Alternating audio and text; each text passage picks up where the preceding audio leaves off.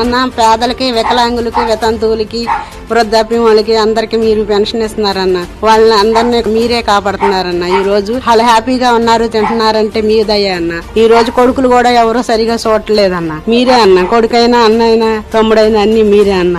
1వ తారీఖున పెన్షన్ పొద్దున్నే తలుపు కొట్టి ఎక్కడికి పోవాల్సిన అవసరం లేకుండా నేరుగా ఇంటికి వచ్చిపోతా ఉంది.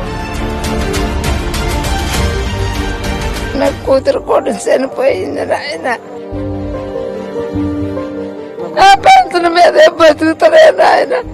నాకెనక ముందు ఏది ఆదరవు లేదు బిడ్డ. మీరిచ్చిన పెన్షన్ మీదే బతుకుతున్నా నాయన.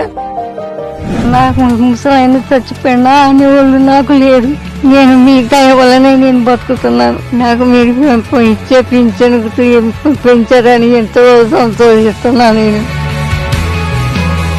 అది చూసోళ్ళు ఎవరు లేరు. మళ్ళీ 250 రూపాయలు వస్తున్నాయి అనేసరికి నేను ఎంతో సంతోషపడుతున్నాను. గతంలో అయితే చాలా కష్టపడేవారన్న. అందరూ కలిసి ఆ రోడ్ల మీద నుంచుంటాం, ఎండలా గట్ట చాలా ఇబ్బంది పడేవారన్న. ఈ రోజు ఇంట్లోకి వచ్చి, గుమ్మంలోకి వచ్చి, తలుపు తట్టి లోపలికి వచ్చేస్తున్నారన్న.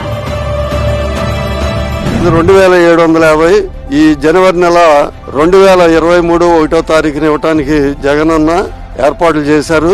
ఆయన సీఎం అయిన కాడ నుంచి ఏ మాట తప్పకుండా కార్యక్రమాలని ఘనంగా జరిగిస్తున్నారు. భర్తలు లేనటువంటి వాళ్ళకి వచ్చే పింఛన మీరిచ్చే ప్రతి ఒక్క రూపాయి కూడాను మీ పేరు చెప్పుకొని ఖర్చు పెట్టుకుంటున్నారు. మరి ఇప్పుడు ఇచ్చే ఈ జనవరిలో కూడాను మరి యొక్క పింఛన మరి మీరు ఎక్కువ చేశారు కాబట్టి మాలాంటి మహిళలకు ఎంతో ఆనందంగా ఉంది.